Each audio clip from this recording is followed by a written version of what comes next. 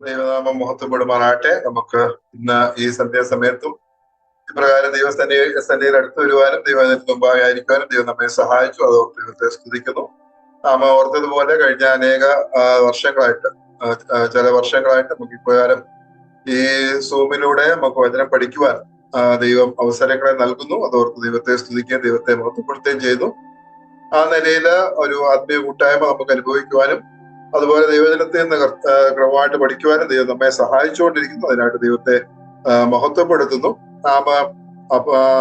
നാം അപ്പോസ്തല പ്രവൃത്തി വരെയാണ് നാം ബൈബിൾ സർവേയില് നാം ചിന്തിച്ചത്. അപ്പോസ്തല പ്രവൃത്തികൾക്ക് ശേഷം നാം അപ്പോസ്തലനായ പൗലോസിനെ കുറിച്ച് നാം ചിന്തിച്ചു. കാരണം പൗലോസ് എഴുതിയതാണ് റോമാലേഖനം മുതൽ എബ്രായ ലേഖനം വരെ. അങ്ങനെ 14 ലേഖനങ്ങൾ അപ്പോസ്തലനായ പൗലോസിന്റേതാണ്. അതുകൊണ്ട് അപ്പോസ്തലനായ പൗലോസിനെ കുറിച്ച്, ഇതിന്റെ എഴുത്തുകാരനായിട്ടുള്ള പൗലോസിനെ കുറിച്ച് അല്പമായിട്ട് ചിന്തിക്കുവാനായിട്ട് ദൈവം നമ്മെ സഹായിച്ചു. അതിനുശേഷം കഴിഞ്ഞ ആഴ്ചയിൽ നാം ലേഖനങ്ങളുടെ ഒരു പൊതുവായിട്ടുള്ള ഒരു ആമുഖമാണ് നാം ഒരുമിച്ച് നാം ചിന്തിച്ചത്. പ്രത്യേകിച്ച് പൗലോസിന്റെ ലേഖനങ്ങളുടെ ഒരു ആമുഖമാണ് നമുക്ക് ഒരുമിച്ച് ചിന്തിക്കുവാനായിട്ട് ഇടയായിട്ട് തീർന്നത്. ഇന്ന് നാം ലേഖനങ്ങളിലേക്ക് നാം കിടക്കുകയാണ്. റോമാലേഖനത്തിലേക്ക് നമുക്ക് ഇന്ന് കടന്നു വരാം. കഴിഞ്ഞ ആഴ്ച ഞാൻ ഓർപ്പിച്ചതുപോലെ അപ്പോസ്തല പ്രവൃത്തി നാം വേണ്ട രീതിയിൽ മനസ്സിലാക്കിയെങ്കിൽ മാത്രമേ പൗലോസിന്റെ ലേഖനങ്ങൾ നമുക്ക് വേണ്ട രീതിയിൽ അത് മനസ്സിലാകുകയുള്ളൂ. അതുകൊണ്ട് അപ്പോസ്തല പ്രവൃത്തികൾ നാം വായിക്കേണ്ടുന്നതും ചിന്തിക്കേണ്ടതും വളരെ ആവശ്യമാണ്. നമുക്ക് ഇന്ന് റോമാലേഖനത്തിലേക്ക് കടന്നു വരാം. ലേഖനങ്ങളിൽ ഏറ്റവും ആദ്യം നാം കാണുന്ന ലേഖനമാണ് റോമാലേഖനം എന്ന് പറയുന്നത്. പൗലോസിന്റെ ലേഖനങ്ങളിൽ അല്ലെങ്കിൽ ലേഖനങ്ങളിൽ തന്നെ ഏറ്റവും ആദ്യത്തെ ലേഖനമാണ് റോമാ ലേഖനം എന്ന് നമുക്ക് അറിയാവുന്ന കാര്യമാണ്. പൗലോസിന്റെ ലേഖനങ്ങളിൽ ഏറ്റവും പ്രാധാന്യം അർഹിക്കുന്ന ഒരു ലേഖനമാണ് റോമാലേഖനം. ഏറ്റവും പ്രാധാന്യം അർഹിക്കുന്നത് കൊണ്ടാണ് ഈ ലേഖനങ്ങൾ ഒന്നാമത് ചേർത്തിരിക്കുന്നത് എന്ന് നമുക്ക് മനസ്സിലാക്കാനായിട്ട് സാധിക്കും. വിശ്വാസത്താലുള്ള നീതീകരണമാണ് ഇതിലെ വിഷയം. വളരെ പ്രാധാന്യം അർഹിക്കുന്നത് കൊണ്ടാണ് ഈ ലേഖനങ്ങളിൽ ഒന്നാമതായിട്ട് ചേർത്തിരിക്കുന്നത്. എഴുതിയ ക്രമം അനുസരിച്ച് ഇത് പൗലോസിന്റെ 6ാമത്തെ ലേഖനമാണ്. എന്നാൽ ഒന്നാമതാണ് ഇത് ലേഖനങ്ങളിൽ ചേർത്തിരിക്കുന്നത്. ഈ ലേഖനം അനേകരെ സ്വാധീനിച്ച ഒരു ലേഖനമാണ് റോമാ ലേഖനം എന്ന് പറയുന്നത്.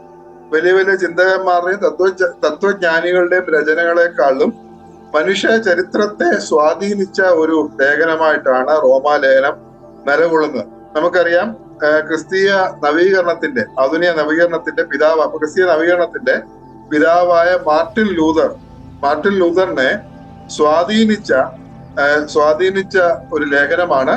ഈ ലേഖനം തന്നെ സ്വാധീനിച്ചത് കൊണ്ടാണ് നവീകരണത്തിന് വഴിവെച്ചത് എന്ന് നമുക്ക് മനസ്സിലാക്കാം. റോമാലേഖനം 5-ാം അധ്യായം വായിച്ചപ്പോൾ വിശ്വാസത്താലുള്ള നീതീകരണം എനിക്ക് മനസ്സിലാകുകയും അങ്ങനെ വിശ്വാസത്താലുള്ള നീതീകരണത്തിന് വേണ്ടി താൻ നിലനിൽക്കുകയും ചെയ്തു. ആ നിലയില് നവീകരണത്തിന് വഴിവെച്ച കാരണമായി തീർന്ന ഒരു ലേഖനമായിട്ട് നമുക്ക് ഈ റോമാലേഖനം നമുക്ക് മനസ്സിലാക്കാനായിട്ട് സാധിക്കും. പുതിയ നിയമത്തിലെ മറ്റെല്ലാ പുസ്തകങ്ങളും നഷ്ടപ്പെട്ടാലും ക്രിസ്തു സഭയ്ക്ക് നിലനിൽക്കുവാനായിട്ട് റോമാലേഖനം മതിയാകും. ബാക്കി എല്ലാ പുസ്തകങ്ങളും നമുക്ക് കിട്ടിയില്ലെങ്കിലും റോമാലേഖനം മാത്രമേ നമ്മുടെ കയ്യിലുള്ളെങ്കിലും നമുക്ക് നിലനിൽക്കുവാനായിട്ട് സാധിക്കും. അതിന് മതിയായതാണ് റോമാലേഖനം എന്ന് പറയുന്നത്. അതുപോലെ ഫിലിപ്പ് ഷാഫ് എന്ന് പറയുന്ന വ്യക്തി അഭിപ്രായപ്പെട്ടത് ഈ ലേഖനത്തെ കുറിച്ച് ഏറ്റവും കൂടുതൽ ശ്രദ്ധേയനായ മനുഷ്യന്റെ ഏറ്റവും ശ്രദ്ധേയമായ ലേഖനമാണ്. ഏറ്റവും ശ്രദ്ധേയനായിട്ടുള്ള മനുഷ്യൻ എഴുതിയ ഏറ്റവും ശ്രദ്ധേയമായ ലേഖനമാണ് റോമാ ലേഖനം എന്ന് താൻ അഭിപ്രായപ്പെടുകയുണ്ടായി. ഇനി ഈ റോമാ ലേഖനത്തിലേക്ക് നാം വരുമ്പോൾ ഇതിന്റെ പശ്ചാത്തലം നാം അറിഞ്ഞിരിക്കേണ്ടുന്നത് ആവശ്യമാണ്. അപ്പോൾ റോമാ നഗരത്തെ കുറിച്ച് നാം ചിന്തിക്കുകയാണെങ്കിൽ, റോമാ നഗരം റോമൻ സാമ്രാജ്യത്തിന്റെ ആസ്ഥാനമായിരുന്നു റോമാ നഗരം. നമുക്കറിയാം, ലോകത്തിൽ ഉണ്ടായിട്ടുള്ള 4 വലിയ സാമ്രാജ്യങ്ങളാണുള്ളത്. അതില് ബാബിലോൺ സാമ്രാജ്യം, മേദോ പാഴ്സ്യ സാമ്രാജ്യം, അതിനുശേഷം ഗ്രീക്ക് സാമ്രാജ്യം, 4ാമത്തെ സാമ്രാജ്യമാണ് റോമ സാമ്രാജ്യം എന്ന് പറയുന്നത്. അപ്പോൾ റോമൻ സാമ്രാജ്യത്തിന്റെ ആസ്ഥാനമായിരുന്നു ഈ റോമ നഗരം. അതുമാത്രമല്ല, റോമൻ സാമ്രാജ്യത്തിലെ ഏറ്റവും പ്രസിദ്ധമായിട്ടുള്ള ഏറ്റവും പ്രധാനപ്പെട്ട നഗരമായിരുന്നു, റോമൻ സാമ്രാജ്യത്തിന്റെ ആസ്ഥാന നഗരമായിരുന്നു ഈ റോമ നഗരം എന്ന് പറയുന്നത്. ഈ റോമാ നഗരം BC 753 ടൈബർ നദിയുടെ 14 മൈല് ഉള്ളിലേക്ക് മാറി ഈ നഗരം പണിതു. BC 753 ടൈബർ നദിയുടെ 15 മൈൽ ഉള്ളിലേക്ക് മാറിയാണ് ഈ റോമ നഗരം പണിതത്. ഇത് ഒരു റോമൻ സാമ്രാജ്യത്തിന്റെ തലസ്ഥാനമായതുകൊണ്ട് വലിയ വലിയ മന്ദിരങ്ങള്, വലിയ വലിയ കെട്ടിടങ്ങള് ഈ നഗരത്തിലുണ്ടായിരുന്നു. അതായത് ചക്രവർത്തിമാരുടെ കൊട്ടാരങ്ങള്, അതുപോലെ വലിയ വലിയ ക്ഷേത്രങ്ങള്, വലിയ വലിയ കെട്ടിടങ്ങള്, ഭരണസിരാ കേന്ദ്രങ്ങള് ഒക്കെ ഈ നഗരത്തിൽ ഉണ്ടായിരുന്നതായിട്ട് നമുക്ക് മനസ്സിലാക്കാനായിട്ട് സാധിക്കും. നമുക്കറിയാം, ഇന്ന് ഒരു തലസ്ഥാന നഗരി നാം എടുക്കുകയാണെങ്കിൽ, ഡൽഹിയോ അല്ലെങ്കിൽ ഏതെങ്കിലും ഒരു തലസ്ഥാന നഗരി എടുത്താൽ അതിന് എത്രമാത്രം പ്രാധാന്യമുണ്ടോ അതിനേക്കാളൊക്കെ പ്രാധാന്യമുള്ള ഒരു നഗരമായിരുന്നു റോമ നഗരം എന്ന് പറയുന്നത്. അത് മാത്രമല്ല, രാഷ്ട്രീയ കാര്യങ്ങൾ ആലോചിക്കുന്നതിന് വേണ്ടി ഒരു വലിയ കെട്ടിടം റോമ നഗരത്തിലുണ്ടായിരുന്നു. 300 അടി നീളവും 150 അടി വീതിയുമുള്ള റോമൻ ഫോറം എന്നറിയപ്പെടുന്ന ഒരു കെട്ടിടം ഈ റോമ നഗരത്തില് ഉണ്ടായിരുന്നു. നമ്മുടെ പാർലമെന്റ് എന്നൊക്കെ പറയുന്ന പോലെ നമുക്ക് മനസ്സിലാക്കാനായിട്ട് സാധിക്കും. അത് മാത്രമല്ല, ചക്രവർത്തിയായ തീത്തോസ് ചക്രവർത്തി ആയിരുന്നപ്പോൾ താന് കൊലോസിയം എന്ന് പറയുന്ന ഒരു രംഗസ്ഥലം പണി കഴിപ്പിച്ചു. കൊലോസിയം പണി കഴിപ്പിച്ചു. അതൊരു രംഗസ്ഥലം ആയിരുന്നു.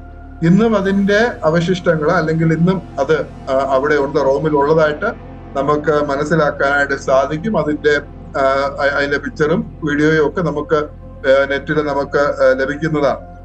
ഇവിടെ ഈ കൊലോസിയം എന്ന് പറയുന്നത് അവിടെ തടവുകാരും അതുപോലെ വന്യമൃഗങ്ങളും തമ്മിലുള്ള മൽപിടുത്തമായിരുന്നു അവിടുത്തെ പ്രധാന വിനോദം എന്ന് പറയുന്നത്. അപ്പോൾ അവിടെ ആളുകൾ വന്നിട്ട് ഇത് കണ്ട് അവര് കൈയടിക്കുമായിരുന്നു. വന്യമൃഗങ്ങൾക്ക് ഇതുപോലെ തടവുകാരായിട്ടുള്ള മനുഷ്യരെ ഇട്ടുകൊടുക്കുകയും അവരെ ഈ വന്യമൃഗങ്ങളുമായിട്ട് മല്ലടിക്കുകയും അങ്ങനെ അതിൽ അനേകര് ആ നിലയിൽ കൊല്ലപ്പെടുവാനായിട്ടും ഇടയായിട്ട് തീർന്നു. അങ്ങനെ ഈ കൊലോസിയത്തില് അനേകം ക്രിസ്ത്യാനികളെ ഈ കൊലോസിയത്തിൽ വെച്ച് ക്രൂരമായിട്ട് പീഡിപ്പിച്ചിട്ടുണ്ട്. 1-ാം നൂറ്റാണ്ട് പ്രത്യേകിച്ച് ഈ റോമ കൈസർമാരുടെ നേതൃത്വത്തില് ആ നിലയില് ചക്രവർത്തിമാരുടെ നേതൃത്വത്തില് വലിയ പീഡനങ്ങൾ ഉണ്ടായപ്പോൾ ആയിരക്കണക്കിന് ക്രിസ്ത്യാനികളെ ഈ കൊലോസിയത്തിൽ വെച്ച് ആ നിലയിൽ ക്രൂരമായിട്ട് വധിച്ചിട്ടുണ്ട്. മൃഗങ്ങളുടെ മുമ്പിൽ ഇട്ടുകൊടുക്കുകയും ആ നിലയില് അവര് ക്രൂരമായിട്ട് ആ നിലയിൽ മരിക്കുകയും ചെയ്തിട്ടുണ്ട്. അത് മാത്രമല്ല, ഇവിടുത്തെ ആളുകൾ, റോമക്കാരെന്ന് പറയുന്നത് അല്ലെങ്കിൽ റോമൻ നഗരത്തിലുള്ള ആളുകള്, അവര് പൊതുവെ വിഗ്രഹങ്ങളെ വിഗ്രഹാരാധികളായിരുന്നു അവര്. അത് മാത്രമല്ല, എല്ലാവിധ അശുദ്ധിയിലും പാപത്തിലും ഒക്കെ ജീവിക്കുന്ന ആളുകളായിരുന്നു ഈ നഗരത്തിൽ ഉണ്ടായിരുന്ന അല്ലെങ്കിൽ റോമാക്കാര് എന്ന് പറയുന്നത്. അത് മാത്രമല്ല, അനേക യഹൂദന്മാര് ഈ റോമ നഗരത്തില് കുടിയേറി പാർത്തിരുന്നു. അതുകൊണ്ട് തന്നെ ഇവിടെ റോമില് ഈ സമയത്ത് 7 സിനഗോഗുകൾ, യഹൂദന്മാരുടെ 7 പ്രാർത്ഥനാലയങ്ങള്, 7 സിനഗോഗുകള് ഈ നഗരത്തിൽ ഉണ്ടായിരുന്നതായിട്ട് പലരും അഭിപ്രായപ്പെടുന്നുണ്ട്. അത് മാത്രമല്ല, ഈ റോമില് ഒരു നല്ലൊരു സഭയുണ്ടായിരുന്നു. അങ്ങനെ ദൈവമക്കളും അനേകരുണ്ടായിരുന്നു. ആ നിലയിൽ നല്ലൊരു സഭയുണ്ടായിരുന്ന ഒരു നഗരമാണ് റോമ നഗരം എന്ന് പറയുന്നത്. നല്ലൊരു സഭ ഈ മഹാനഗരത്തിൽ ഉണ്ടായിരുന്നു. ഇനി ആ സഭയെ കുറിച്ചൊക്കെ നമുക്ക് തൊട്ടു പിന്നാലെ നമുക്ക് ചിന്തിക്കാം. ഇനിയും ഇതിന്റെ ഈ റോമാ ലേഖനത്തിലേക്ക് നാം വരികയാണെങ്കിൽ, ഇതിന്റെ എഴുത്തുകാരൻ നമുക്കറിയാം, ഇത് അപ്പോസ്തലനായ പൗലോസാണ്. ഇതിന് ബാഹ്യ തെളിവുകളിലേക്കൊന്നും ഞാൻ വരുന്നില്ല. ഇതിന് റോമാ ലേഖനത്തിൽ തന്നെയുള്ള തെളിവുകൾ നമുക്ക് അനേകം കാണാനായിട്ട് സാധിക്കും, മനസ്സിലാക്കാനായിട്ട് സാധിക്കും. അപ്പോസ്തലനായ പൗലോസാണ് ഇത് എഴുതിയത് എന്നുള്ളതിൽ യാതൊരു സംശയത്തിനും വകയില്ല. നമുക്ക് ചില വാക്യങ്ങൾ നമുക്ക് പെട്ടെന്ന് വായിക്കാം. 1-ാം അധ്യായം തുടങ്ങുമ്പോൾ അതിന്റെ 2-ാം വാക്യം, 1-ാം അധ്യായം 2-ാം വാക്യം. വിശുദ്ധ രേഖകളിൽ തന്റെ പ്രവാചകന്മാർ മുഖാന്തരം മുമ്പുകൂട്ടി വാഗ്ദത്തം ചെയ്ത സുവിശേഷത്തിനായി വേർതിരിച്ച് വിളിക്കപ്പെട്ട അപ്പോസ്തലനും യേശുക്രിസ്തുവിന്റെ ദാസനുമായ പൗലോസ് റോമയിൽ ഓക്കെ, ഇവിടെ ആമുഖത്തിൽ അപ്പോസ്തലനായ പൗലോസ് തന്നെ പരിചയപ്പെടുത്തി നമുക്ക് കാണാനായിട്ട് സാധിക്കും. ഇപ്പോൾ പൗലോസാണ് എഴുതിയത്, പൗലോസ് തന്നെ ഇവിടെ സാക്ഷ്യപ്പെടുത്താൻ നമുക്ക് മനസ്സിലാക്കാം. ഇനി 11-ാം അധ്യായം 13-ാം വാക്യത്തില് ഇവിടെ തന്നെ ജാതികളുടെ അപ്പോസ്തലൻ എന്ന് പറഞ്ഞിരിക്കുന്നതായിട്ട് നമുക്ക് മനസ്സിലാക്കാം. 11-ാം അധ്യായം അതിന്റെ 13-ാം വാക്യം. എന്നാൽ ജാതികളായ നിങ്ങളോട് ഞാൻ പറയുന്നത്, ജാതികളുടെ അപ്പോസ്തലനായിരിക്കാൻ ഞാൻ എന്റെ സ്വജാതിക്കാർക്ക് വല്ല വിധേന ശ്രദ്ധ ജനിപ്പിച്ചു. അപ്പോൾ ജാതികളുടെ അപ്പോസ്തലനായിട്ട് തന്നെ പൗലോസ് പരിചയപ്പെടുത്തിയാണ്. അത് നമുക്കറിയാം, അപ്പോസ്തലനായ പൗലോസാണ്. അത് മാത്രമല്ല, താന് ബെന്യാമീൻ ഗോത്രത്തിൽപ്പെട്ട ആളാണ് എന്ന് ഇവിടെ നമുക്ക് കാണാനായിട്ട് സാധിക്കും. 11-ാം അധ്യായം അതിന്റെ 1-ാമത്തെ വാക്യം, ആദ്യത്തെ വാക്യം, 11-ാം അധ്യായം ആദ്യത്തെ വാക്യം നാം വായിച്ചാല്, എന്നാൽ ദൈവം സ്വജനത്തെ തള്ളിക്കളഞ്ഞു എന്ന് ഞാൻ ചോദിക്കുന്നു. ഒരു നാളുമില്ല, ഞാനും ഇസ്രായേലിയനല്ലോ, അബ്രഹാമിന്റെ സന്തതിയിൽ ബെന്യാമീൻ ഗോത്രത്തിൽ ജനിച്ചവൻ തന്നെ. അപ്പോൾ പൗലോസ് ഇതിന്റെ എഴുത്തുകാരൻ തന്നെ കുറിച്ച് തന്നെ പറയുന്നത്, ഞാന് ഇസ്രായേലിയനാണ്, അബ്രഹാമിന്റെ സന്തതിയിൽ ബെന്യാമീൻ ഗോത്രത്തിൽ ജനിച്ചവനാണ്. ഫിലിപ്പ് ലേഖനത്തിലും പൗലോസ് ഇതേ കാര്യം പറയുന്നത് നമുക്കറിയാവുന്നതാണ്. ഫിലിപ്പ് ലേഖനം 3-ാം അധ്യായം 5-ാം വാക്യം നമുക്ക് വായിക്കാം. ഫിലിപ്പ് ലേഖനം 3-ാം അധ്യായം 5-ാം വാക്യം. 8-ാം നാളിൽ പരിച്ഛേദനയേറ്റവൻ, ഇസ്രായേൽ ജാതിക്കാരൻ, ബെന്യാമീൻ ഗോത്രക്കാരൻ, എബ്രായിൽ നിന്ന് ജനിച്ച എബ്രായൻ, ന്യായപ്രമാണം സംബന്ധിച്ച് പരീക്ഷ. ഇവിടെ പൗലോസ് തന്നെ കുറിച്ച് പറയുന്നത് ഇസ്രായേൽ ജാതിക്കാരൻ, ബെന്യാമീൻ ഗോത്രക്കാരൻ. അപ്പോൾ പൗലോസ് തന്നെയാണ് ഇത് എഴുതിയത്, റോമാലേഖനം എഴുതിയത് നമുക്ക് മനസ്സിലാക്കാനായിട്ട് സാധിക്കും. അത് മാത്രമല്ല, പൗലോസ് റോമില് പോകാനായിട്ട്, ഈ സഭയെ വിസിറ്റ് ചെയ്യാനായിട്ട്, സന്ദർശിക്കുവാനായിട്ട് പൗലോസ് ആഗ്രഹിച്ചിരുന്നു. അങ്ങനെ റോമിൽ പോകാനുള്ള താല്പര്യം പൗലോസ് ഇതിൽ അറിയിക്കുന്നതായിട്ട് നമുക്ക് മനസ്സിലാക്കാം. 1-ാം അധ്യായം അതിന്റെ 10 മുതൽ 13 വരെയുള്ള വാക്യങ്ങൾ. എന്നുള്ളതിന് അവന്റെ പുത്രനെ കുറിച്ചുള്ള സുവിശേഷ ഘോഷണത്തിൽ ഞാൻ എൻ്റെ ആത്മാവിൽ ആരാധിക്കുന്ന ദൈവം എനിക്ക് സാക്ഷി. നിങ്ങളുടെ സ്ഥിരീകരണത്തിനായി ആത്മീയപരം വല്ലതും നിങ്ങൾക്ക് നൽകേണ്ടതിന്, അതായത് നിങ്ങൾക്കും എനിക്കും ഒത്തൊരുമിച്ചുള്ള വിശ്വാസത്താൽ നിങ്ങളോടുകൂടെ എനിക്കും ആശ്വാസം ലഭിക്കേണ്ടതിന് ഞാൻ നിങ്ങളെ കാണുവാൻ വാഞ്ചിക്കുന്നു. എന്നാൽ സഹോദരന്മാരെ, എനിക്ക് ശേഷം ജാതികളിൽ എന്ന പോലെ നിങ്ങളിലും വല്ല ഫലവും ഉണ്ടാകേണ്ടതിന് നിങ്ങളുടെ അടുക്കൽ വരുവാൻ പലപ്പോഴും ഭാവിച്ചു. എങ്കിലും ഇതുവരെ അപ്പോൾ റോമിലെ പോകാനുള്ള വിശ്വാസികളുമായിട്ട് സമയം ചെലവഴിക്കുവാൻ, വിശ്വാസികളെ സന്ദർശിക്കുവാൻ, അവിടുത്തെ സമയം സന്ദർശിക്കുവാനുള്ള അതിയായിട്ടുള്ള ആഗ്രഹം പൗലോസിന് ഉണ്ടായിരുന്നു. ഇനി 21-ാം അധ്യായം 15-ാം വാക്യത്തിൽ നാം വായിക്കുന്നത്, അങ്ങനെ റോമയിലുള്ള നിങ്ങളോട് സുവിശേഷം അറിയിപ്പാൻ എന്നാൽ ആവോളം ഞാൻ ഒരുങ്ങിയിരിക്കുന്നു. അപ്പോൾ പൗലോസിന്റെ ആ ഒരുക്കവും റോമിൽ പോകാനുള്ള ആ താല്പര്യവും നമുക്ക് കാണാനായിട്ട് സാധിക്കും.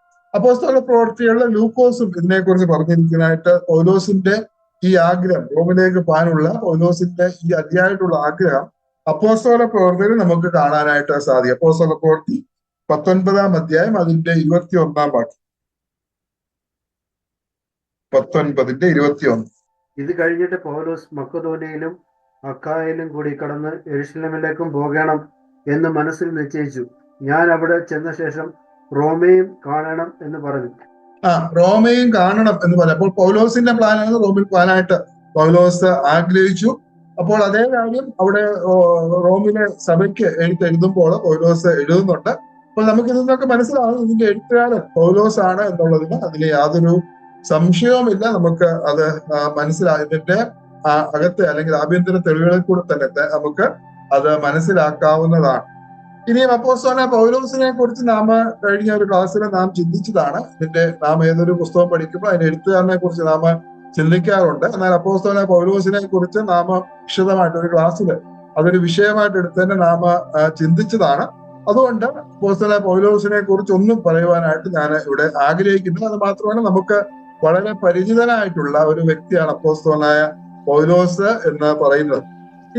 ഇനി റോമിലെ ഈ സഭയെ കുറിച്ച്, ഈ റോമിലെ റോമയിലുള്ള സഭയ്ക്കാണ് പൗലോസ് ഈ ലേഖനം എഴുതുന്നത്. അപ്പോൾ റോമിലെ സഭയെ കുറിച്ചുള്ള കാര്യങ്ങൾ അല്ലെങ്കിൽ അതിന്റെ പശ്ചാത്തലം നാം മനസ്സിലാക്കേണ്ടുന്നത് വളരെ ആവശ്യമാണ്. നമുക്ക് മനസ്സിലാക്കാൻ സാധിക്കുന്നത് ഈ റോമാലേഖനം നാം വായിക്കുമ്പോൾ നമുക്ക് മനസ്സിലാവുന്ന കാര്യം, ഈ റോമിൽ സഭ പൗലോസ് സ്ഥാപിച്ച ഒരു സഭയല്ല. പൗലോസ് സ്ഥാപിച്ച അല്ലെങ്കിൽ പൗലോസിനാൽ സ്ഥാപിതമായിട്ടുള്ള അനേക സഭകൾക്ക് പൗലോസ് എഴുതുന്നുണ്ട്. കൊരിന്ത്യർക്ക് എഴുതിയ ലേഖനം, എഫേസ് ലേഖനം, ഫിലിപ്പ് ലേഖനം, തെസ്സലോനിക്ക ലേഖനം, അങ്ങനെ ഈ ലേഖനങ്ങളൊക്കെ പൗലോസിനാൽ സ്ഥാപിതമായിട്ടുള്ള സഭകൾക്കാണ് പൗലോസ് എഴുതുന്നത്. എന്നാൽ റോമാലേഖനം നാം ചിന്തിക്കുമ്പോൾ റോമിലെ സഭ പൗലോസ് സ്ഥാപിച്ച ഒരു സഭയല്ല. അത് മാത്രമല്ല, ഈ ലേഖനം എഴുതുന്നത് വരെ പൗലോസ് റോം സന്ദർശിച്ചിട്ടില്ല, റോമിലേക്ക് പോയിട്ടില്ല. സഭയിൽ പോയിട്ടില്ലെന്ന് മാത്രമല്ല, റോമ നഗരം പോലും താനെ കണ്ടിട്ടില്ല. അപ്പോൾ ഈ ലേഖനം എഴുതുന്നത് വരെ പൗലോസ് റോമിൽ പോയിട്ടില്ല, അല്ലെങ്കിൽ റോം സന്ദർശിച്ചിട്ടില്ല. നാം ഇപ്പം വായിച്ച ഈ വാക്യങ്ങളിലൊക്കെ നമുക്ക് അതാണ് മനസ്സിലാക്കാനായിട്ട് സാധിക്കുന്നത്. റോമില് പോവാനായിട്ടും അവിടുത്തെ വിശ്വാസികളുമായിട്ട് സമയം ചെലവഴിക്കുവാനും ആത്മീയവരം അവർക്ക് പകർന്നു കൊടുക്കുവാനും ഒക്കെ താൻ ആഗ്രഹിക്കുന്ന, അവരോട് ഒരുമിച്ച് സമയം സ്പെൻഡ് ചെയ്യാനായിട്ട്, ചെലവഴിക്കുവാനായിട്ട് തന്റെ അതിയായിട്ടുള്ള ആഗ്രഹം നമുക്ക് കാണാൻ സാധിക്കും. അതിനായിട്ട് പൗലോസ് പ്ലാനുകളും ഉണ്ടാക്കുന്നുണ്ട്. അതിന് പല പ്ലാൻ പൗലോസ് ഉണ്ടാക്കുന്നുണ്ട്. റോമിലേക്ക് പോകണം എന്നുള്ള അതിയായിട്ടുള്ള ആഗ്രഹം തനിക്ക് ഉണ്ടായിരുന്നു. എന്നാൽ പൗലോസ് അവിടെ ഇതുവരെ പോയിട്ടില്ല, സന്ദർശിച്ചിട്ടില്ല. എന്നാൽ റോമിലെ വിശ്വാസികളിൽ ഭൂരിപക്ഷം പേരെയും തനിക്ക് അറിയാവുന്നതാണ്. അവരെ വളരെ തനിക്ക് പരിചയമുള്ള വിശ്വാസികളാണ് റോമില് ഉള്ളത്. അപ്പോൾ പൗലോസ് സ്ഥാപിച്ച സഭയല്ലെങ്കിൽ റോമിലെ സഭ എങ്ങനെയാണ് സ്ഥാപിതമായത്, റോമില് എങ്ങനെയാണ് സഭ ഉണ്ടായത് എന്ന് നാം മനസ്സിലാക്കേണ്ടത് ആവശ്യമാണ്. അപ്പോൾ റോമിലെ സഭ എങ്ങനെയാണ് ഉണ്ടായത്?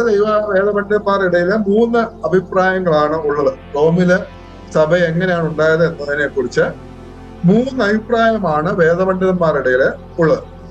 അതില് ഒന്നാമത്തെ അഭിപ്രായം എന്ന് പറയുന്നത്, അപ്പോസ്തലൻ പത്രോസ് റോമിലെ സഭ സ്ഥാപിച്ചു. അപ്പോസ്തലൻ പത്രോസ് റോമിലെ സഭ സ്ഥാപിക്കുകയും അത് മാത്രമല്ല അവിടെ 25 വർഷം അതിന്റെ ബിഷപ്പായിട്ട് പ്രവർത്തിച്ചു, അല്ലെങ്കിൽ അതിന്റെ അധ്യക്ഷനായിട്ട് ബിഷപ്പായിട്ട് പ്രവർത്തിച്ചു എന്ന് പല വേദപണ്ഡിതന്മാരും അഭിപ്രായപ്പെടുന്നുണ്ട്.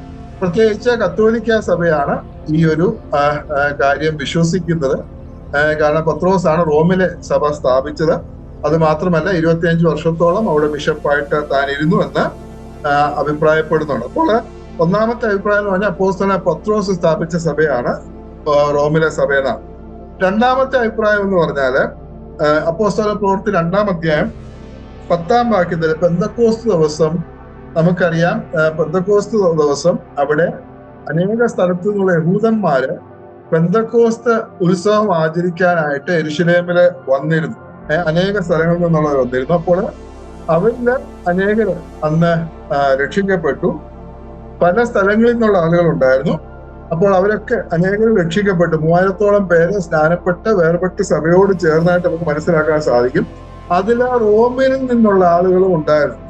അപ്പോസ്തല പ്രവൃത്തി 2-ാം അധ്യായം അതിന്റെ 10-ാം വാക്യം വായിക്കാം.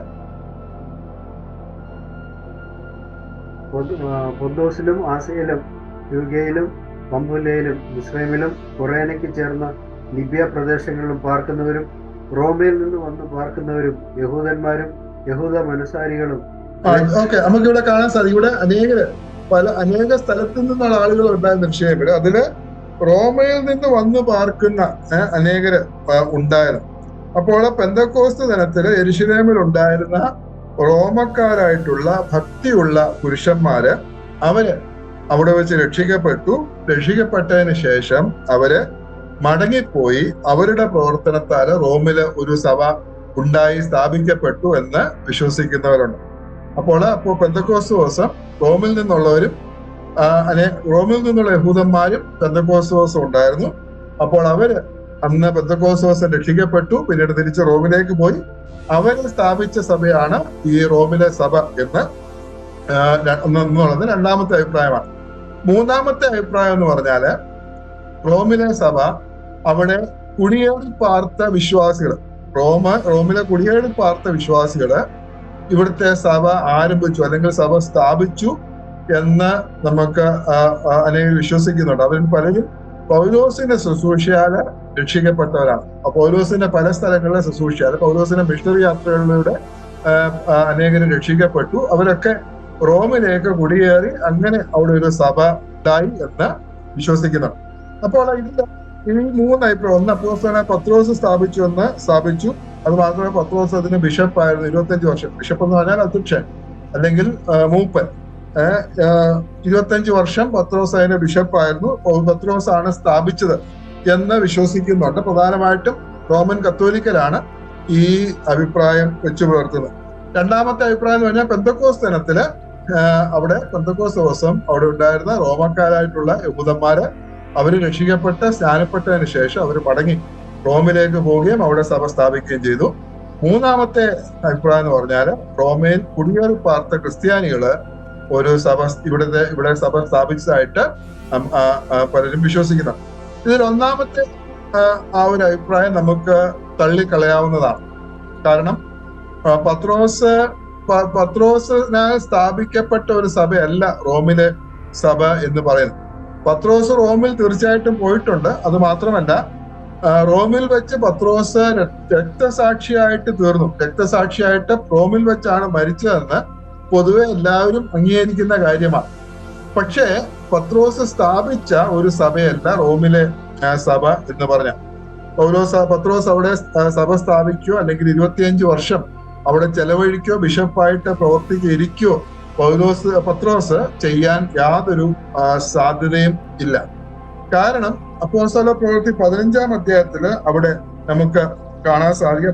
അപ്പോസ്തല പ്രവൃത്തി 15-ാം അധ്യായത്തില് അവിടെ യെരുശലേം കൗൺസിൽ നമുക്ക് കാണാനായിട്ട് സാധിക്കും. അപ്പോസ്തല പ്രവൃത്തികൾ പഠിക്കുമ്പോൾ നമുക്ക് മനസ്സിലാക്കാനായിട്ട് സാധിക്കും. അവിടെ ചില പ്രത്യേക വിഷയങ്ങൾ അതിനായിട്ടുള്ള ആ ഒരു ഡിസ്കഷൻ സഭ യെരുശലേമിൽ കൂടുകയും പത്രോസും ബർന്നബാസും ഒക്കെ അവിടെ കടന്നു വരികയും അങ്ങനെ യെരുശലേം കൗൺസിൽ നമുക്ക് കാണാൻ സാധിക്കും അപ്പോസ്തല പ്രവൃത്തി 15-ാം അധ്യായത്തിൽ. അപ്പോൾ ഈ യെരുശലേം കൗൺസിൽ നടന്ന സമയത്ത് പത്രോസ് യെരുശലേമിൽ ഉണ്ടായിരുന്നു. അവിടെ യെരുശലേം സഭയിൽ ഉണ്ടായിരുന്നതായിട്ട് നമുക്ക് മനസ്സിലാക്കാനായിട്ട് സാധിക്കും. അത് മാത്രമല്ല പൗലോസ് ഈ റോമാലേഖനം എഴുതുമ്പോൾ പത്രോസ് റോമിൽ ഇല്ലായിരുന്നു. അത് നമുക്ക് വളരെ വ്യക്തമായിട്ട് നമുക്ക് മനസ്സിലാക്കാം. പൗലോസ് റോമാലേഖനം എഴുതിയ സമയത്ത് പത്രോസ് റോമില് ഇല്ലായിരുന്നു. കാരണം റോമാലേഖനം അവസാന അധ്യായം 16-ാം അധ്യായം നാം കാണുമ്പോൾ അവിടെയുള്ള റോമിലുള്ള അനേക വിശ്വാസികളെ, പൗലോസിൽ പരിചിതരായിട്ടുള്ള വിശ്വാസികളാണ് റോമിലുള്ള അനേക വിശ്വാസികളും. അപ്പോൾ അവരെ ഓരോരുത്തരെ പേരെടുത്ത് പറഞ്ഞ് പൗലോസ് അവരെ വന്ദനം അറിയിക്കുന്നതാണ്, അവരെ ഗ്രീറ്റ് ചെയ്യുന്നതായിട്ട് നമുക്ക് കാണാനായിട്ട് സാധിക്കും. അപ്പോൾ പത്രോസ് അവിടെ റോമിൽ ആ സമയത്ത് ഉണ്ടായിരുന്നെങ്കിൽ തീർച്ചയായിട്ടും പത്രോസിനെ ഒരിക്കലും പൗലോസ് വിട്ടുകളയത്തില്ലായിരുന്നു. കാരണം പത്രോസിനാലാണ് ആ സഭ സ്ഥാപിതമായത്. പത്രോസ് അവിടെ ഉണ്ടായിരുന്നെങ്കിൽ പത്രോസിനെയും തീർച്ചയായിട്ടും ഗ്രീറ്റ് ചെയ്തേനെ. പക്ഷെ അവിടെ പത്രോസിനെ ഗ്രീറ്റ് ചെയ്തിട്ടില്ല. അതിൽ നിന്ന് നമുക്ക് മനസ്സിലാക്കാനായിട്ട് സാധിക്കുന്നത് പൗലോസ് ലേഖനം എഴുതിയ സമയത്ത് പത്രോസ് അവിടെ ഇല്ലായിരുന്നു, റോമിൽ ഇല്ലായിരുന്നു. അപ്പോൾ ഈ റോമിലെ സഭ സ്ഥാപിക്കപ്പെട്ടു. അതിനുശേഷം ലേഖനം എഴുതി ഈ സമയത്തൊന്നും പത്രോസ് റോമിൽ ഉണ്ടായിരുന്നതായിട്ട് നമുക്ക് കാണുവാനായിട്ട് സാധിക്കുന്നത്. ഇനി രണ്ടാമത്തെ അഭിപ്രായം നാം ചിന്തിച്ചത് പലരും അതുകൊണ്ട് ഈ ഒന്നാമത്തെ അഭിപ്രായം പത്രോസാണ് സ്ഥാപിച്ചത് എന്നുള്ളത് നമുക്ക് വിശ്വസിക്കുവാനായിട്ട് സാധിക്കത്തില്ല. നമുക്ക് തള്ളിക്കളയാവുന്നതാണ്. രണ്ടാമത്തെ അഭിപ്രായം എന്ന് പറഞ്ഞാൽ റോമില് പെന്തക്കോസ്ത് ദിനത്തിൽ വന്ന റോമക്കാരായിട്ടുള്ള യഹൂദന്മാര് അവര് രക്ഷിക്കപ്പെട്ടതിന് ശേഷം മടങ്ങിപ്പോയി റോമിലെ സഭ സ്ഥാപിച്ചു എന്നും. മൂന്നാമത്തെ അഭിപ്രായം എന്ന് പറഞ്ഞാൽ അവിടെ റോമിൽ കുടിയേറി പാർത്ത ക്രിസ്ത്യാനികൾ അല്ലെങ്കിൽ വിശ്വാസികള് ഈ സഭ സ്ഥാപിച്ചു എന്നും വിശ്വസിക്കുന്നുണ്ട്. ഇത് രണ്ടും നമുക്ക് ചേർത്ത് നമുക്ക് ചിന്തിക്കാവുന്നതാണ്. ആ നിലയിൽ അവിടെ റോമിലെ സഭ സ്ഥാപിച്ചു നമുക്ക് മനസ്സിലാക്കാനായിട്ട് സാധിക്കും.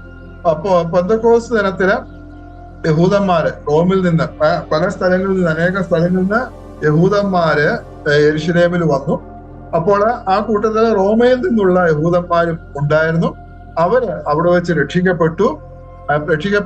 അതിനുശേഷം അവരുടെ സ്വന്തം സ്ഥലത്തേക്ക് റോമിലേക്ക് അവര് മടങ്ങിപ്പോയി.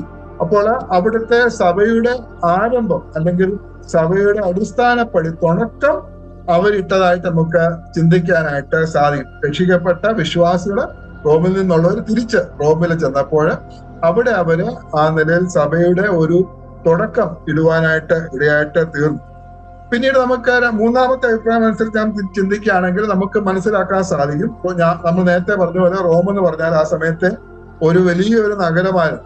ആ സമയത്ത് ഏറ്റവും വലിയ നഗരം അല്ലെങ്കിൽ റോമാ സാമ്രാജ്യത്തിന്റെ തലസ്ഥാനമായിട്ടുള്ള നഗരമാണ് റോമാ നഗരം എന്ന് പറയുന്നത്.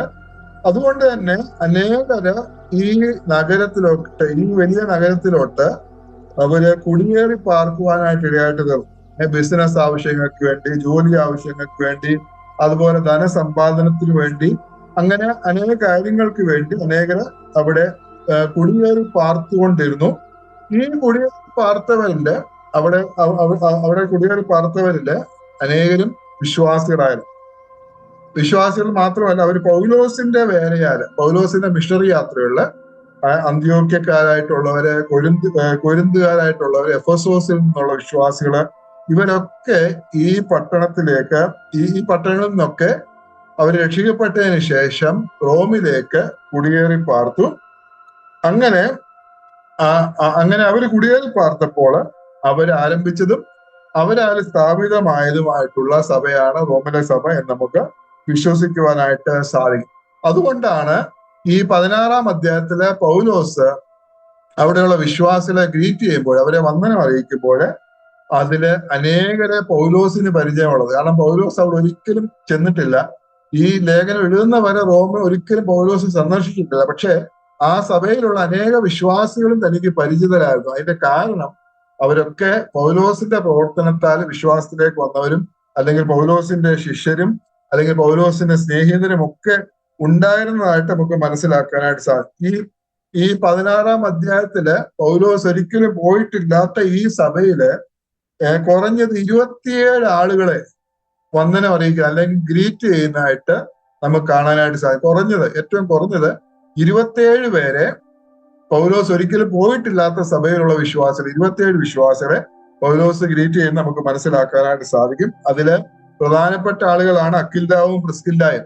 അവരുടെ കാര്യമാണ് ആദ്യം പറഞ്ഞിരിക്കുന്നത് 3-ാം വാക്യത്തില്, 16-ാം അധ്യായം 3-ാം വാക്യത്തില്, ക്രിസ്തുയേശുവിൽ എന്റെ കൂട്ടുവേലക്കാരെ പ്രിസ്കയെയും അക്വിലാവെയും വന്ദനം ചെയ്യും എന്ന് തുടങ്ങി അങ്ങനെ പൗലോസിന് പരിചിതമായിട്ടുള്ള ആളുകളാണ് ഇവരെല്ലാവരും. ഇപ്പോഴേ നമുക്ക് ചിന്തിക്കാൻ സാധിക്കുന്നത് എങ്ങനെയാണ് അവിടെ റോമിലെ സഭ എങ്ങനെയാണ് ഉണ്ടായത് അല്ലെങ്കിൽ സ്ഥാപിതമായത് നാം ചിന്തിക്കുകയാണെങ്കിൽ, ആദ്യം യെരുശലേമില് പെന്തക്കോസ്ത് ദിവസം യെരുശലേമില് വന്ന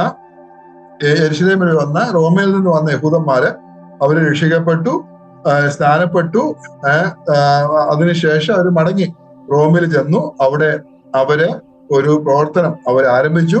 അത് മാത്രമല്ല, പിന്നീട് പൗലോസിന്റെ പ്രവർത്തനത്താലൊക്കെ പല സ്ഥലങ്ങളിൽ നിന്ന് പല വിശ്വാസികൾ രക്ഷിക്കപ്പെട്ടു. എന്നാൽ അവര് ജീവിത മാർഗത്തിനായിട്ട്, ധനസമ്പാദനത്തിനായിട്ട്, അല്ലെങ്കിൽ ജോലിയുള്ള ബന്ധത്തില്, ബിസിനസ്സിനായിട്ടുള്ള ബന്ധത്തിലൊക്കെ ആ സമയത്ത് ഏറ്റവും വലിയ നഗരമാണ് റോം എന്ന് പറയുന്നത്. അപ്പോൾ അവിടെ ആ നിലയിൽ വളരെ അവസരങ്ങളുണ്ട്. ജോലിപരമായിട്ട്, ബിസിനസ് പരമായിട്ട് അനേക അവസരങ്ങളുണ്ട്. ആ നിലയിൽ അനേകര് ലോകത്തിന്റെ വിവിധ ഭാഗങ്ങളിൽ നിന്ന് അങ്ങനെ അവിടെ അല്ലെങ്കിൽ ഈ സ്ഥലങ്ങളിൽ നിന്നൊക്കെ അവിടേക്ക് കുടിയേറി പാർത്തു. അതില് വിശ്വാസികളായിട്ടുള്ളവർ അനേകരുണ്ടായിരുന്നു. അവര് ചേർന്ന് അവിടെ നേരത്തെ ഉണ്ടായിരുന്ന വിശ്വാസികളോട് ചേർന്ന് അവരോട് ചേർന്ന് ആരാധിക്കുകയും അല്ലെങ്കിൽ അവിടെ പ്രവർത്തനം തുടങ്ങുകയും ചെയ്തു. അങ്ങനെയാണ് അവിടെ ഒരു അനുഗ്രഹിക്കപ്പെട്ട സഭ ഉണ്ടായത് എന്ന് നമുക്ക് ന്യായമായിട്ടും നമുക്ക് വിശ്വസിക്കുവാനായിട്ട് സാധിക്കും. ഇനിയും ഈ ഒരു റോമാ ലേഖനത്തിന്റെ സന്ദർഭം, സന്ദർഭം നാം ചിന്തിക്കുകയാണ്. പൗലോസ് ഈ ലേഖനം ഉണ്ടായ കാരണം അല്ലെങ്കിൽ പൗലോസിനെ പ്രേരിപ്പിച്ച കാര്യം നാം ചിന്തിക്കുകയാണെങ്കിൽ, നാം ചിന്തിച്ചതുപോലെ റോമിലെ സഭയെക്കുറിച്ച് പൗലോസിന് വളരെ താല്പര്യമുണ്ടായിരുന്നു. തന്റെ ഉള്ളിൽ വളരെ സ്നേഹമുണ്ടായിരുന്ന ഒരു സഭയാണ് റോമിലെ സഭ എന്ന് പറയുന്നത്. തനിക്ക് ഒരിക്കലും റോമിൽ പോകാനായിട്ട് സാധിച്ചില്ല. എഴുതുന്ന സമയം വരെയും പോകാനായിട്ട് സാധിച്ചില്ല. പൗലോസ് പല പ്ലാനുകളും ഉണ്ടാക്കി അവിടെ പോകാനായിട്ട്, എന്നാൽ അത് പിന്നീട് നടന്നില്ല. പൗലോസ് റോമിൽ ആദ്യം പോകുന്നത് നമുക്കറിയാം ബന്ദിയായിട്ടാണ്, തടവുകാരനായിട്ടാണ് പൗലോസ് റോമില് ആദ്യമായിട്ട് പോകുന്നത്. എന്നാൽ അതിനു മുമ്പ് തനിക്ക് അവിടെ പോകാനായിട്ട് സാധിച്ചില്ല. എന്നാൽ ഇവിടുത്തെ സഭ, റോമിലെ സഭ, അതായത് തന്റെ ആത്മീയ മക്കള്, പല സ്ഥലങ്ങളിൽ നിന്ന് രക്ഷിക്കപ്പെട്ട ആത്മീയ മക്കൾ കൂടി വരുന്ന ഒരു സഭയാണ് ഈ റോമിലെ സഭ എന്ന് പറഞ്ഞാല്. അപ്പൊ അതുകൊണ്ട് ഈ സഭ സന്ദർശിക്കാനുള്ള വളരെ ആഗ്രഹം പൗലോസിനുണ്ടായിരുന്നു. അതുകൊണ്ട് തന്റെ ആഗ്രഹവും തീരുമാനവും താൻ ചെല്ലുന്നതിന് മുമ്പ് കൂട്ടി അവരെ അറിയിക്കണമെന്ന് പൗലോസ് ആഗ്രഹിച്ചു. ഒന്നാം അധ്യായം അതിന്റെ 9-ാം വാക്യം, അതുപോലെ അതിന്റെ 13-ാം വാക്യം, 1-ാം അധ്യായം 9-13. ഞാൻ ഇടവിടാതെ നിങ്ങളെ ഓർത്തുകൊണ്ട് ദൈവേഷ്ടത്താൽ എപ്പോഴെങ്കിലും നിങ്ങളുടെ അടുക്കൽ വരുവാൻ സാധിക്കേണ്ടതിന് എന്റെ പ്രാർത്ഥനയിൽ എപ്പോഴും യാചിക്കുന്നു എന്നുള്ളതിന്. ഓക്കെ. അപ്പോൾ ഇവിടെ പൗലോസ് പറയുന്നത്, ഞാൻ ഇടപെടാതെ നിങ്ങളെ ഓർത്തുകൊണ്ട് ദൈവേഷ്ടത്താൽ എപ്പോഴെങ്കിലും നിങ്ങളുടെ അടുക്കൽ വരുവാൻ സാധിക്കേണ്ടതിന് എന്റെ പ്രാർത്ഥനയിൽ എപ്പോഴും യാചിക്കുന്നു. അപ്പോൾ പൗലോസിന്റെ ആ ഒരു ആഗ്രഹം നമുക്കിവിടെ കാണാനായിട്ട് സാധിക്കും. ഇപ്പോൾ ദൈവമക്കളെ കാണാൻ, അവരെ സന്ദർശിക്കുവാൻ, അവരോടൊപ്പം ആയിരിക്കുവാൻ, പ്രത്യേകിച്ച് അവരുടെ പൗലോസിന്റെ ആത്മീയ മക്കള് അനേകരുണ്ട്. അവര് മുഖാന്തരം രക്ഷിക്കപ്പെട്ടവരുണ്ട്, ഒരു മാസം രക്ഷയിലേക്ക് വന്നവരുണ്ട്. അപ്പോൾ അവരോട് ഒരുമിച്ച് സമയം ചെലവഴിക്കാൻ, ഒരുമിച്ചായിരിക്കാനുള്ള പൗലോസിന്റെ ആ ഒരു തീവ്രമായിട്ടുള്ള ആഗ്രഹം ഇവിടെ പൗലോസ് പറയുന്നത്. പിന്നെ അതിന്റെ 13-ാം വാക്യം. എന്നാൽ സഹോദരന്മാരെ, എനിക്ക് ശേഷം ജാതികളിൽ എന്ന പോലെ നിങ്ങളിൽ വല്ല ഫലവും ഉണ്ടാകേണ്ടതിന് നിങ്ങളുടെ അടുക്കൽ വരുവാൻ പലപ്പോഴും ഭാവിച്ചു. എങ്കിലും ഇതുവരെ മുടക്കം വന്നു എന്ന് നിങ്ങൾ അറിയാതിരിക്കരുത് എന്ന് ഞാൻ ആഗ്രഹിക്കുന്നു. അപ്പൊ പല പ്രാവശ്യം താൻ ആഗ്രഹിച്ചു, പല പ്രാവശ്യം പ്ലാൻ ഇട്ടു, പക്ഷെ അപ്പോഴൊക്കെ മുടക്കം വന്നു, പോകാനായിട്ട് സാധിച്ചില്ല. അപ്പോൾ ഈ കാര്യം അവനെ അറിയിക്കണം. പിന്നെ 15-ാം അധ്യായത്തിലേക്ക് വരുമ്പോൾ 15-ാം അധ്യായം 22 മുതൽ 24 വരെയുള്ള വാക്യങ്ങൾ. 15-ന്റെ 22 മുതൽ 24 വരെ. അതുകൊണ്ട് തന്നെ ഞാൻ നിങ്ങളുടെ അടുക്കൽ വരുന്നതിന് പലപ്പോഴും മുടക്കം വന്നു.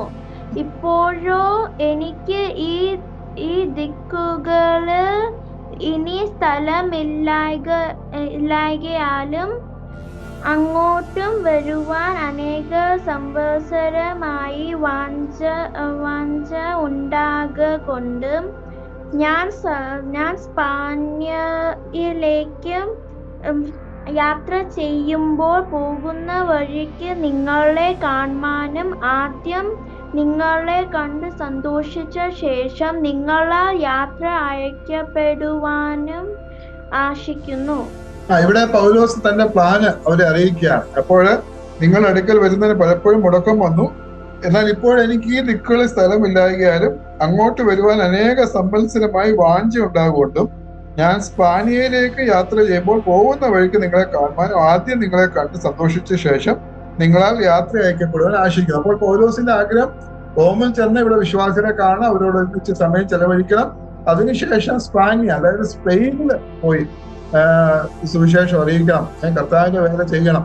അത് പൗലോസിന്റെ വലിയ ആഗ്രഹമായിരുന്നു. ആ ഒരു ആഗ്രഹം താൻ ആഗ്രഹിച്ചു പലപ്പോഴും പോകാനും, പക്ഷെ അപ്പോഴൊക്കെ മുടക്കം വന്നു, തനിക്ക് പോകാനായിട്ട് സാധിച്ചില്ല. ഇനി 28-29 വാക്യങ്ങൾ. 15-ന്റെ 28-29. ഞാൻ അത് നിവർത്തിച്ച് ഈ ഫലം അവർക്ക് ഏൽപ്പിച്ച് ബോധ്യം വരുത്തിയ ശേഷം നിങ്ങളുടെ വഴിയായി സ്പാനിയയിലേക്ക് പോകും. ഞാൻ നിങ്ങളുടെ അടുക്കൽ വരുമ്പോൾ ക്രിസ്തുവിന്റെ അനുഗ്രഹ പൂർത്തിയോടെ വരും എന്ന് ഞാൻ അറിയുന്നു. ഇവിടെ പൗലോസ് ആ പ്ലാൻ അറിയിക്കും, തന്റെ ആഗ്രഹം. സ്പെയിനിലേക്ക് പോകുന്ന വഴിക്ക് നിങ്ങളുടെ അവിടെ കയറി നിങ്ങളോട് ഒരുമിച്ച് സമയം ചെലവഴിച്ച് അവിടെ നിന്ന് നിങ്ങളുടെ വഴിയായിട്ട് സ്പാനിയയിലേക്ക് പോകും. ആ ഒരു പ്ലാന് അവരെ അറിയിക്കണം. അതിനുവേണ്ടിയാണ് പൗലോസ് ഇത് എഴുതിയത് നമുക്ക് മനസ്സിലാക്കാം. അപ്പോൾ തനിക്ക് ഈ സഭ സന്ദർശിക്കുവാനുള്ള, അവരോട് ഒരുമിച്ച് സമയം ചെലവഴിക്കുവാനുള്ള അതിയായിട്ടുള്ള ആഗ്രഹം ഉണ്ടായിരുന്നു. അപ്പോൾ അത് അവരെ അറിയിക്കേണ്ടുന്നത് വളരെ ആവശ്യമാണ്. അത് മാത്രമല്ല, ഈ കാര്യങ്ങൾ നടക്കാനായിട്ട് ഈ വിശ്വാസികളുടെ പ്രാർത്ഥന പൗലോസിന് ആവശ്യമായി. അത് പൗലോസ് അവരെ അറിയിക്കുന്നുണ്ട്. ഇതിനായിട്ട് നിങ്ങൾ പ്രാർത്ഥിക്കണം, ഇതുപോലെ നടക്കുവാനായിട്ട്. 15-ാം അധ്യായം 30 മുതൽ 32 വരെ വാക്യങ്ങൾ. 15-ന്റെ 30 മുതൽ 32. എന്നാൽ സഹോദരന്മാരെ, യഹൂദയിലെ അവിശ്വാസികളുടെ കയ്യിൽ നിന്ന് എന്നെ രക്ഷിക്കേണ്ടതിനും യെരൂശലേമിലേക്ക് ഞാൻ കൊണ്ടുപോകുന്ന സഹായം വിശുദ്ധന്മാർക്ക് പ്രസാദമായി തീരേണ്ടതിനും ഇങ്ങനെ ഞാൻ ദൈവേഷ്ടത്താൽ സന്തോഷത്തോടെ നിങ്ങളുടെ അടുക്കൽ വന്ന് നിങ്ങളോടുകൂടെ മനം തുണയ്ക്കേണ്ടതിനും നിങ്ങൾ എനിക്ക് വേണ്ടി ദൈവത്തോടുള്ള പ്രാർത്ഥനയിൽ എന്നോടുകൂടെ പോരാടണം എന്ന് നമ്മുടെ കർത്താവായ യേശുക്രിസ്തുവിനെയും ആത്മാവിന്റെ സ്നേഹത്തെ ഓർപ്പിച്ച് ഞാൻ നിങ്ങളെ പ്രബോധിപ്പിക്കുന്നു. അപ്പോൾ ആ പൗലോസിന് വേണ്ടി വിശ്വാസികൾ പ്രാർത്ഥിക്കേണ്ടത് വളരെ ആവശ്യമാണ്. എന്തുകൊണ്ട് ഇതിനൊക്കെയാണ് പ്രാർത്ഥിക്കേണ്ടത്? എന്നാൽ സഹോദരന്മാരെ, യഹൂദിയുടെ അവിശ്വാസികളിൽ നിന്ന് തന്നെ രക്ഷിക്കേണ്ടതിനും യെരുശലേമിലേക്ക് ഞാൻ കൊണ്ടുപോകുന്ന സഹായം വിശുദ്ധന്മാർക്ക് പ്രസാദമായി തീരേണ്ടതിനും ഇങ്ങനെ ദൈവേഷ്ടത്താൽ സന്തോഷത്തോടെ നിങ്ങളുടെ അടുക്കൽ വന്ന് നിങ്ങളോടുകൂടെ മനം തണുക്കേണ്ടതിനും നിങ്ങൾ എനിക്ക് വേണ്ടി ദൈവത്തോടുള്ള പ്രാർത്ഥനയിൽ എന്നോടുകൂടെ പോരാടണം എന്ന് അവിടെ പൗലോസ് ഇവരോട് ആവശ്യപ്പെടുകയാണ്. അപ്പോൾ ഈ സഭയെ പൗലോസ് വളരെ സ്നേഹിച്ച സഭയാണ്. അവരോട് ഒരുമിച്ച് സമയം ചെലവഴിക്കാൻ പൗലോസ് ആഗ്രഹിച്ചു. അപ്പോൾ ഈ വിശ്വാസികളുടെ പ്രാർത്ഥന തനിക്ക് വളരെ ആവശ്യമാണ്. അത് അവരെ അറിയിക്കണം, ആ വിശ്വാസികളെ അറിയിക്കേണ്ടുന്നത് വളരെ ആവശ്യമാണ്. അപ്പോൾ ഈ പൗലോസിന്റെ ഈ പ്ലാനും ആഗ്രഹവും തീരുമാനവും ഒക്കെ ഈ സഭയെ അറിയിക്കണം. അവരുടെ പ്രാർത്ഥന അവർ പൗലോസിന് ആവശ്യമാണ് എന്ന് പൗലോസ് അറിയിക്കണം. അപ്പോൾ ഇതിനു വേണ്ടി അത് അവരെ അറിയിക്കേണ്ടത് ആവശ്യമാണ്. ആ സമയത്താണ് അവിടേക്ക് ഈ റോമിലേക്ക് കെങ്ക്രേ സഭയിലെ ശുശ്രൂഷക്കാരിയായിട്ടുള്ള ഫേബ അവിടേക്ക് പോകുവാനായിട്ട് തീരുമാനിച്ചത്. 16-ാം അധ്യായം 1-ാം വാക്യത്തിൽ നമുക്ക് കാണാൻ സാധിക്കും. 16-ാം അധ്യായം 1-ാം വാക്യം. നമ്മുടെ സഹോദരിയും കെങ്ക്രേയ സഭയിലെ ശുശ്രൂഷക്കാരത്തിയുമായ ഫേബയെ നിങ്ങൾ വിശുദ്ധന്മാർക്ക് യോഗ്യമെന്ന് കർത്താവിന്റെ നാമത്തിൽ കൈക്കൊണ്ട് അവൾക്ക് നിങ്ങളുടെ സഹായം വേണ്ടുന്ന ഏത് കാര്യത്തിലും സഹായിക്കേണ്ടതിന് ഞാൻ നിങ്ങളെ പരമേൽപ്പിക്കുന്നു. അപ്പോൾ പൗലോസിന് ഇങ്ങനെ ഒരു ആഗ്രഹമുണ്ട്. റോമിലെ വിശ്വാസികൾ ഈ കാര്യങ്ങളൊക്കെ ധരിപ്പിക്കണം. അപ്പോൾ അത് മാത്രമല്ല, വിശ്വാസത്തിൽ അവർ നിലനിൽക്കുവാനായിട്ട് അവർക്ക് വേണ്ടി ലേഖനം എഴുതണം, വിശ്വാസത്തെ കുറിച്ച് എഴുതണം, വിശ്വാസത്തിന്റെ അടിസ്ഥാന സത്യങ്ങളെ കുറിച്ച് എഴുതണം. അപ്പോൾ ഈ കാര്യങ്ങളൊക്കെ അവിടെ അറിയിക്കണം. അപ്പോഴാണ് പൗലോസിന് മനസ്സിലായത് കെങ്ക്രേ സഭയിലുള്ള ഒരു ശുശ്രൂഷക്കാരി, അവളുടെ പേര് ഫേബ എന്നാണ്, അവള് റോമിലേക്ക് പോകാനായിട്ട് തീരുമാനിച്ചത്. അപ്പോൾ അങ്ങനെ പോകാൻ തീരുമാനിച്ചപ്പോൾ ഇത് നല്ലൊരു അവസരമാണ് ഈ റോമിലേക്ക് ഒരു എഴുത്ത് എഴുതുവാനും ഈ കാര്യങ്ങളൊക്കെ അവിടുത്തെ വിശ്വാസികളെ അറിയിക്കുവാനായിട്ട് തനിക്ക് സാധിക്കും. അതുകൊണ്ട് ഈ സന്ദർഭത്തിലാണ് പൗലോസ് റോമാലേഖനം എഴുതി ഫേബയുടെ കൈവശം റോമിലേക്ക് കൊടുത്തയച്ചത്. അപ്പോൾ അതാണ് ഇത് എഴുതാനുള്ള സന്ദർഭം. പൗലോസ് കെങ്ക്രേ സഭയിലെ ശുശ്രൂഷക്കാരിയായിട്ടുള്ള ഫേബ റോം സന്ദർശിക്കുവാൻ, ബിസിനസ് ആവശ്യങ്ങൾക്ക് വേണ്ടിയോ ജോലിയുടെ ആവശ്യങ്ങൾക്ക് വേണ്ടിയോ റോം സന്ദർശിക്കുവാനായിട്ട് തീരുമാനിച്ച സമയത്ത് പൗലോസിന് ഈ കാര്യങ്ങളൊക്കെ റോമിലെ വിശ്വാസികളെ അറിയിക്കേണ്ടത് ആവശ്യമായിരുന്നു. അതുകൊണ്ട് ഒരു എഴുത്ത് എഴുതി ഈ ഫേബയുടെ കെങ്ക്രേ സഭയിലെ ശുശ്രൂഷക്കാരത്തിയായിട്ടുള്ള ഫേബയുടെ കൈവശം കൊടുത്ത് വിട്ടു. അതാണ് ഈ റോമാലേഖനം എന്ന് പറയുന്നത്. ഇനിയും ഇത് എഴുതിയ സമയം, ഈ റോമാലേഖനം എഴുതിയ സമയം, പൗലോസ് എപ്പോഴാണ് ഈ ലേഖനം എഴുതിയത്? നമുക്ക് അപ്പോസ്തല പ്രവൃത്തിയിലേക്ക് വരാം. ലേഖനങ്ങൾ പഠിക്കുമ്പോൾ എപ്പോഴും അപ്പോസ്തല പ്രവൃത്തി നാം മനസ്സിലാക്കണം. അപ്പോസ്തല പ്രവൃത്തി നമുക്ക് എപ്പോഴും റെഫർ ചെയ്യേണ്ടതായിട്ടുണ്ട്. അപ്പോസ്തല പ്രവൃത്തി 20-ാം അധ്യായം അതിന്റെ 1 മുതൽ 3 വരെയുള്ള വാക്യം. കലഹം ശമിച്ച ശേഷം പൗലോസ് ശിഷ്യന്മാരെ കൂട്ടിവരുത്തി പ്രബോധിപ്പിച്ചിട്ട് യാത്ര പറഞ്ഞ് മക്കെദോന്യയിലേക്ക് പുറപ്പെട്ടു പോയി.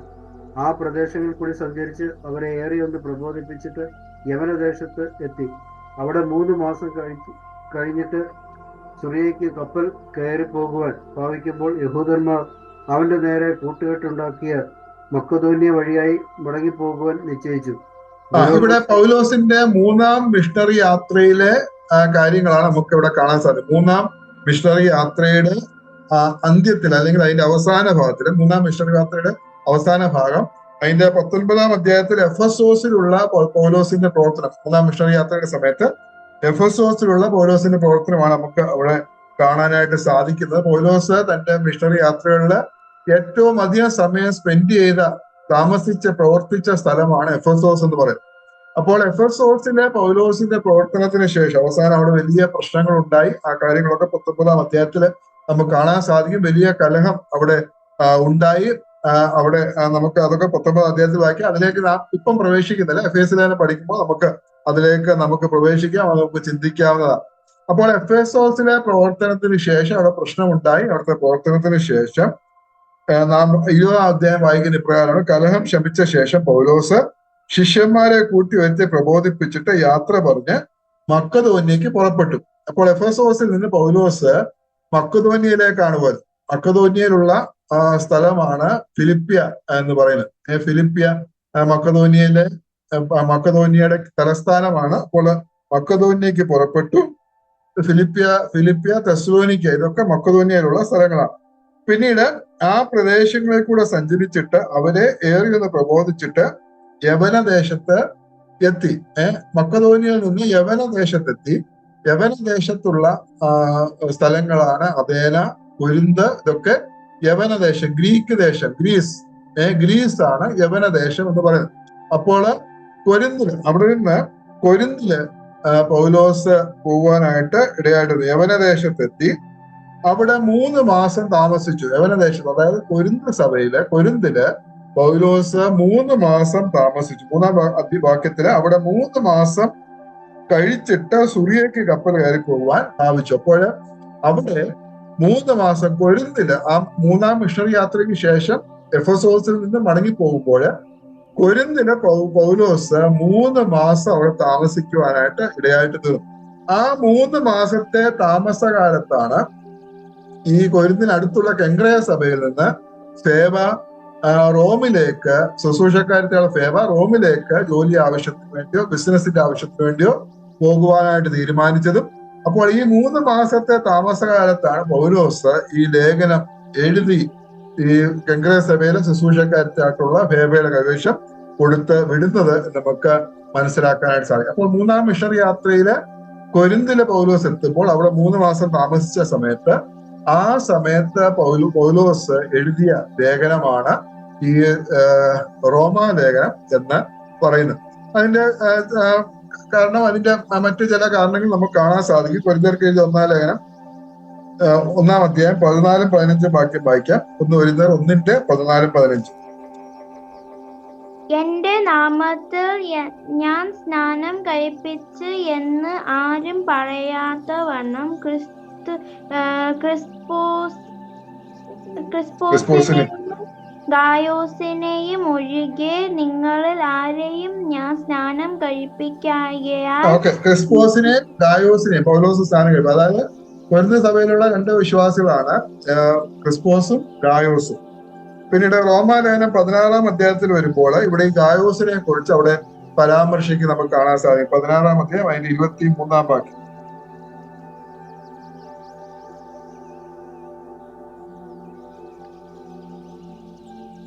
16-23. എനിക്കും സർവസഭയ്ക്കും അതിഥി സൽക്കാരം ചെയ്യുന്ന ഗായോസ് നിങ്ങളെ വന്ദനം ചെയ്യുന്നു. എനിക്കും സർവസഭയ്ക്കും അതിഥി സൽക്കാരം ചെയ്യുന്ന ഗായോസ് നിങ്ങളെ വന്ദനം ചെയ്യുന്നു. അപ്പോൾ പൗലോസിന് എഴുതുന്ന സമയത്ത് ഗായോസിന്റെ വീട്ടിലാണ്, അല്ലെങ്കിൽ ഗായോസിന്റെ അതിഥി സൽക്കാരം താന് അനുഭവിക്കുന്ന സമയമാണ്. ഗായോസ് കൊരിന്തിലുള്ള വിശ്വാസിയാണ്. അതുകൊണ്ട് ഇത് എഴുതുന്നത്, റോമാ ലേഖനം എഴുതുന്നത് കൊരിന്തിൽ വെച്ചാണ്. അല്ലെങ്കിൽ ഈ 3-ാം മിഷണറി യാത്രയിൽ പൗലോസ് മടങ്ങിപ്പോകുന്ന വഴിയിൽ കൊരിന്തില് 3 മാസം താമസിച്ച സമയത്ത് പൗലോസ് എഴുതിയതാണ് നമുക്ക് മനസ്സിലാക്കാനായിട്ട് സാധിക്കും. അപ്പോൾ ഈ ലേഖനം എന്ന് പറയുന്നത് വളരെ ധൃതിയിൽ എഴുതിയ ഒരു ലേഖനമല്ല. സാവകാശം ഓരോ കാര്യങ്ങളും ചിന്തിച്ച് സാവകാശം സമയമെടുത്ത്, അല്ലെങ്കിൽ 3 മാസത്തെ സമയമെടുത്ത് എഴുതിയ ലേഖനമാണ് നമുക്ക് മനസ്സിലാക്കാൻ സാധിക്കും. അതുകൊണ്ട് തന്നെ ഈ ലേഖനം പൗലോസ് പറഞ്ഞു കൊടുക്കുകയും വേറെ ഒരാൾ, തെർത്തോസ് എന്ന് പറയുന്ന ഒരാള് അത് എഴുതുകയും ചെയ്തതായിട്ട് നമുക്ക് മനസ്സിലാക്കാം. 16-ാം അധ്യായം 22-ാം വാക്യം പൗലോസിന്റെ വാക്കുകളാണെങ്കിലും അത് എഴുതിയത് തെർത്തോസ് ആണ്. 16-22. ഈ ലേഖനം എഴുതിയ തെർത്തോസ് എന്ന ഞാൻ നിങ്ങളെ കർത്താവിൽ വന്ദനം ചെയ്യുന്നു. ഈ ലേഖനം എഴുതിയ തെർത്തോസ് എന്ന ഞാൻ നിങ്ങളെ കർത്താവിൽ വന്ദനം ചെയ്യുന്നു. അപ്പോൾ പൗലോസിന്റെ ലേഖനമാണ്, പൗലോസാണ് ഈ ലേഖനം എഴുതി, അതായത് പറഞ്ഞു കൊടുക്കുകയും ഒരു നല്ലൊരു സെക്രട്ടറി ആയിട്ട് തെർത്തോസ് അത് എഴുതുകയും ചെയ്തു. അങ്ങനെ വളരെ വൃത്തിയായിട്ട്, വളരെ ഭംഗിയായിട്ട് സമയമെടുത്ത് എഴുതിയ ഒരു ലേഖനമാണ് ഈ റോമാ ലേഖനം എന്ന് പറയുന്നത്. അപ്പോൾ ഈ ലേഖനം എഴുതിയതെന്ന് പറഞ്ഞാല് പൗലോസ് 3-ാം മിഷണറി യാത്രയ്ക്ക് ശേഷം എഫെസോസിൽ നിന്ന് മടങ്ങിപ്പോകുന്ന വഴിയില് മക്കതോനിയയിൽ കൂടി പിന്നീട് യവനദേശത്തെത്തി. അതായത് കൊരിന്തില് പൗലോസ് 3 മാസം താമസിച്ചു. ആ സമയത്താണ്, അവിടെ താമസിച്ച സമയത്താണ് പൗലോസിന് അറിവ് കിട്ടിയത്. അടുത്ത ദിവസങ്ങളില്, ചില മാസങ്ങൾ കഴിയുമ്പോൾ കെങ്ക്രയ സഭയിലെ ശുശ്രൂഷക്കാരത്തിയായിട്ടുള്ള ഫേബ എന്ന് പറയുന്ന സഹോദരി ഇപ്പോൾ മടങ്ങി ഇപ്പോൾ റോമിലെ ചില ആവശ്യങ്ങൾക്ക് വേണ്ടി പോകുന്നുണ്ട്. അപ്പോൾ പൗലോസിന് വളരെ നാളുകളായിട്ട് പൗലോസിന്റെ മനസ്സിൽ ആഗ്രഹമാണ് റോമിലെ സഭയ്ക്ക് എഴുത്തെഴുതണം, ഈ കാര്യങ്ങളൊക്കെ അവരെ അറിയിക്കണം, തനിക്ക് വരാനുള്ള ആഗ്രഹമുണ്ട്, അതുപോലെ വിശ്വാസികളുടെ പ്രാർത്ഥന തനിക്ക് ആവശ്യമുണ്ട്, തന്റെ പ്ലാനുകൾ അറിയിക്കണം. അത് പൗലോസിന് അത് മാത്രമല്ല, അവര് വിശ്വാസത്തിന്റെ ആദ്യ പാഠങ്ങൾ അവർക്ക് പറഞ്ഞു കൊടുക്കേണ്ടുന്നത് വളരെ ആവശ്യമാണ്. അതുകൊണ്ട് ഈ കാര്യങ്ങളൊക്കെ കൊണ്ട് ഒരു ലേഖനം റോമാലെ വിശ്വാസികൾക്ക് എഴുതാൻ, അവിടുത്തെ സഭയ്ക്ക് എഴുതണം പൗലോസിന് അതിയായിട്ടുള്ള ആഗ്രഹമുണ്ടായിരുന്നു. അപ്പോൾ ഇങ്ങനെ ഈ കൊരിന്തിലായിരുന്ന സമയത്ത് തനിക്ക് അതിനൊരു അവസരം ലഭിച്ചു.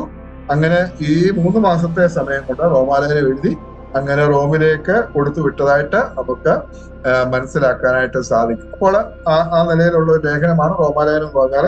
ഇനി ചില കാര്യങ്ങളോട് നമുക്ക് ചിന്തിക്കാനായിട്ടുണ്ട്, ഇതിലെ വിഷയങ്ങള്, അതുപോലെ ഈ ലേഖനത്തിന്റെ പ്രത്യേകതകൾ, ഇതൊക്കെ നമുക്ക് ദൈവം വെച്ചാൽ അടുത്ത ആഴ്ച നമുക്ക് ചിന്തിക്കാവുന്നതാണ്. ദൈവം നമ്മെ ഓരോരുത്തരെയും സഹായിക്കട്ടെ. ദൈവത്തിന്റെ വലിയ നാമം മഹത്വപ്പെടുന്നതാണ്.